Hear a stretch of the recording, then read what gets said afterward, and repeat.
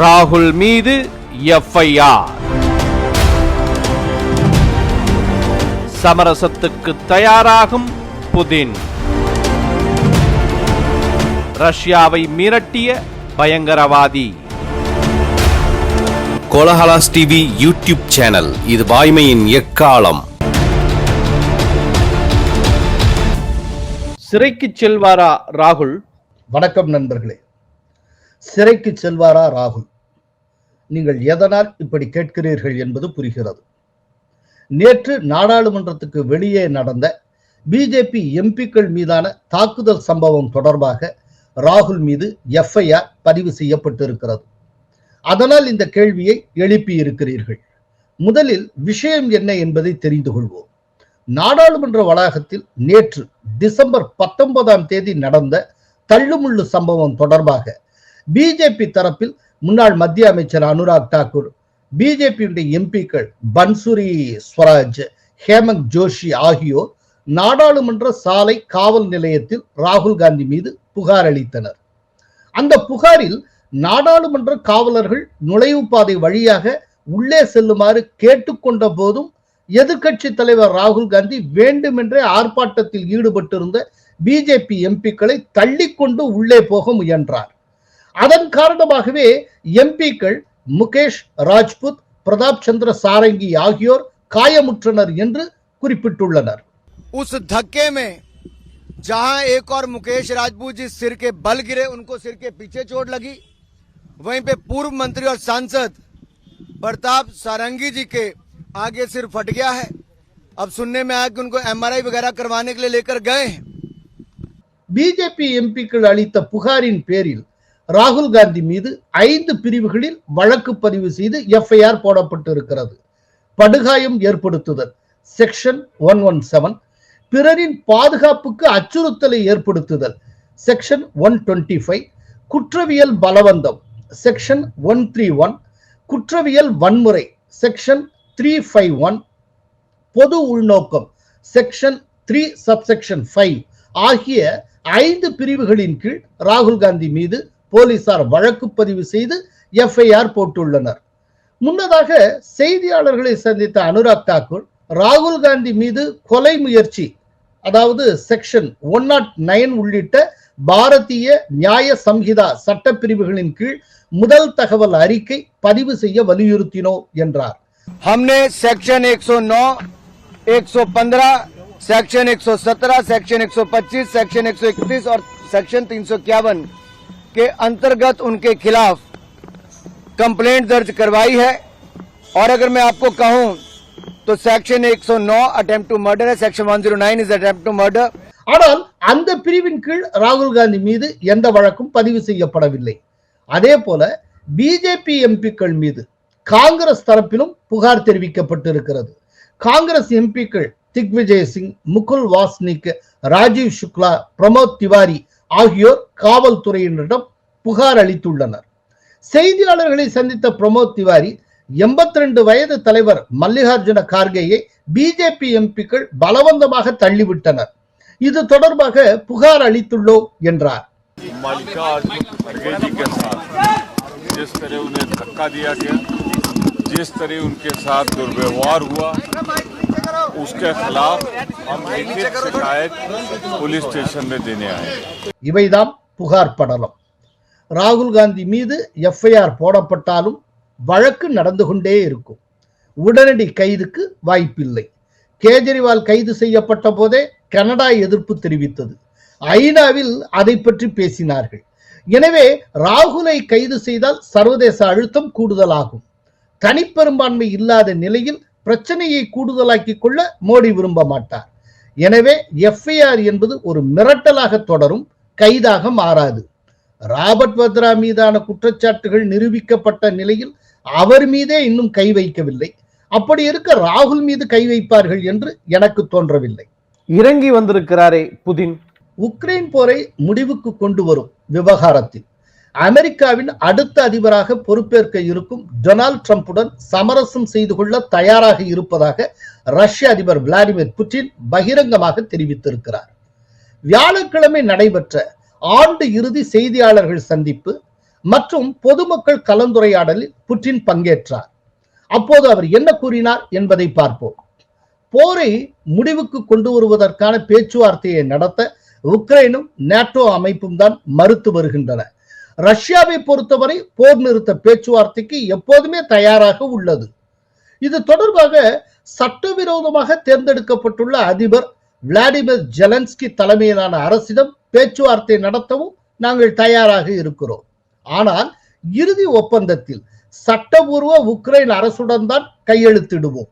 நியாயமான தேர்தல் மூலம் சட்டபூர்வமாக அதிபர் ஜெலன்ஸ்கி தேர்ந்தெடுக்கப்பட்டால் அவரது அரசுடன் கூட அமைதி ஒப்பந்தத்தை மேற்கொள்ள நாங்கள் தயாராக இருக்கிறோம். If we're not talking to the illegitimate Kiev regime, then who do we talk to? Well, if anyone tries to get elected in Ukraine, we are ready to talk to anyone, even with Zelensky. But we can only sign any treaties with legitimate representatives. அமெரிக்காவின் அடுத்த அதிபராக தேர்ந்தெடுக்கப்பட்டிருக்கும் Donald Trump Ukraine போரை உடனடியாக முடிவுக்கு கொண்டு வரப் போவதாக கூறியிருந்தார். அவரது அந்த முயற்சிக்கு ரஷ்யா ஒத்துழைப்பு வழங்கும். அதற்காக ட்ரம்பை சந்தித்து பேசவும் அவருடன் சமரசம் செய்து கொள்ளவும் நாங்கள் தயாராக இருக்கிறோம். I don't know when we meet because he doesn't say anything about this. I have not spoken to him for more than 4 years, but I'm open for it anytime. I'm open for a meeting, for a summit, if he wants to. ஆனால் எத்தகைய அமைதி ஒப்பந்தத்திலும் தற்போது Russia வசம் இருக்கும் பகுதிகளை உக்ரைனுக்கு திருப்பிக் கொடுக்க சம்மதிக்க மாட்டோம். உக்ரைனுடனான போரில் ரஷ்யா பலவீனம் அடைந்து விட்டதாக மேற்கத்திய ஊடகங்கள் கூறுவது தவறு. உண்மையில் 2022ஆம் ஆண்டில் போர் தொடங்கியதற்கு பிறகுதான் ரஷ்யாவின் வலிமை அதிகரித்திருக்கிறது. So I believe that Russia largely is in the shape that we were looking for. It got stronger. இந்த போரில் ரஷ்யா பின்னடைவை சந்தித்து வருகிறது என்பது போன்ற மாய தோற்றத்தை மேற்கத்திய ஊடகங்கள் ஏற்படுத்தி வருகின்றன. ஆனால் உண்மையில் ரஷ்ய ராணுவம் தினந்தோறும் கணிசமான நிலப்பரப்பை உக்ரைன் அரசிடமிருந்து மீட்டு வருகிறது என்றார் Vladimir Putin. When the people who pays your salary in the West really want to see Russia weakened, but I subscribe to another point of view. Crimea தீபகற்பம் உள்பட அனைத்து ஆக்கிரமிப்பு பகுதிகளில் இருந்தும் ரஷ்ய ராணுவம் வெளியேறினால் மட்டுமே அந்த நாட்டுடன் அமைதி ஒப்பந்தம் மேற்கொள்ளப்படும் என்று கூறி வந்த ஜெலன்ஸ்கி கடந்த மாத இறுதியில் ஒரு சமரச திட்டத்தை திடீரென்று வெளியிட்டார்.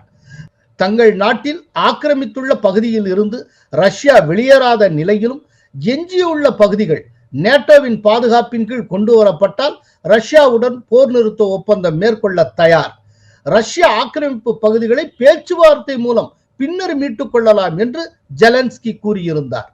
இதன் மூலம் தனது கடுமையான நிலைப்பாட்டிலிருந்து ஜெலன்ஸ்கி சற்று இறங்கி வந்தது தெரிந்தது. இந்த நிலையில் உக்ரைனுடன் போர் நிறுத்தம் மேற்கொள்வதற்காக ட்ரம்புடன் சமரசம் செய்து கொள்ள தயார் என்று விளாடிமிர் புட்டினும் கூறியிருக்கிறார். இரண்டு நாடுகளுமே எப்போது போரிலிருந்து மீளுவோம், எப்போது போரிலிருந்து ஓய்வு பெறுவோம் என்கிற மனநிலைக்கு வந்துவிட்டன. விடாத கருப்பாக தொடரும் முடியாத போரை தொடர்ந்து நடத்துவதால் இரண்டு நாடுகளுமே உயிர் சேதத்திலிருந்து பொருளாதார சேதம் வரை பல இழப்புகளை சந்திக்கின்றன. இதற்கிடையில் அமெரிக்க அதிபராக ட்ரம்ப் வருவது புதிய சமன்பாட்டை உருவாக்கி உள்ளது. ட்ரம்ப் பதவியேற்ற பிறகு முந்தைய அளவுக்கு தனக்கு ஆதரவு கிடைக்காது என்பதை உணர்ந்திருக்கும் ஜெலன்ஸ்கி சமரசத்தை நோக்கி நகர்கிறார். ட்ரம்ப் வருகையை பயன்படுத்தி கொண்டு தான் இதுவரை கைப்பற்றிய டொனட்ஸ்க், லுஹான்ஸ்க், சபோரிஷியா, கெர்சான் மற்றும் கிரிமியா ஆகிய பகுதிகளுடன் உக்ரைன் போரில் இருந்து வெளியே வர புட்டின் முயற்சி செய்கிறார். இரண்டு பேரும் இறங்கி வருவதற்கு இதுதான் காரணம். ரஷ்ய உக்ரைன் போருக்கு பேச்சுவார்த்தை ஒன்றுதான் ஒரே வழி என்று பலமுறை மோடி கூறியிருக்கிறார். இது போருக்கான யுகம் அல்ல, வளர்ச்சிக்கான யுகம் என்று புட்டினிடம் நேரடியாகவே தெரிவித்தவர் மோடி. சமர்கண்டில் நடைபெற்ற ஷாங்காய் ஒத்துழைப்பு மாநாட்டில் வைத்து தெரிவித்தார் மோடி. एक्सेलेंसी मैं जानता हूं कि आज का युग युद्ध का है नहीं. எனவே ரஷ்யா உக்ரைன் போர் நிற்பது உலகத்துக்கு நன்மை. எல்லோருக்கும் நன்மை. ரஷ்யாவையே மிரட்டி இருக்கிறாரே காலிஸ்தான் பயங்கரவாதி பன்னூன். அதாவது பன்னூன் ஒரு மீடியா டெரரிஸ்ட். எப்போதுமே வீடியோ மூலமாகவே மிரட்டி கொண்டிருப்பதில் அவர் ஒரு வல்லுனர். அந்த இந்தியாவால் தேடப்படுகிற குற்றவாளியும் காலிஸ்தான் பயங்கரவாதியுமான பன்னூன் இதுவரைக்கும் இந்தியாவை மிரட்டி கொண்டிருந்த நிலை மாறி இப்ப ரஷ்யாவை மிரட்ட தொடங்கி இருக்கிறார். அவர் ஒரு வீடியோ வெளியிட்டு இருக்கிறார். அதுல முழுக்க முழுக்க கருப்பு உடை அணிந்து பன்னூன் பேசுகிறார். அல்ல, அவர் என்ன சொல்லி இருக்கிறார்னா, ரஷ்யா இந்தியாவுக்கு ஆதரவாக இருக்கிறது. இந்தியாவுக்கு ஆதரவாக ரஷ்யா இருக்கின்ற காரணத்தினால் இனி ரஷ்யாவை நாங்கள் தாக்குவோம். எங்கெங்க ரஷ்யாவை தாக்குவாங்க அப்படின்னா அதையும் அவர் சொல்லி இருக்கிறார். வட அமெரிக்கா, ஐரோப்பா, ஆஸ்திரேலியா, நியூசிலாந்து இந்த நாடுகளில் இருக்கக்கூடிய ரஷ்ய தூதரகங்களை நாங்கள் குறிவைப்போம். அந்த ரஷ்யாவுடைய தூதரகங்களை நாங்கள் தகர்ப்போம் அப்படின்னு அவர் சொல்லி இருக்கிறார். அதோடு மட்டுமல்ல, அவர் ரஷ்யாவுடைய ஊடகங்களையும் கடுமையாக சாடி இருக்கிறார்.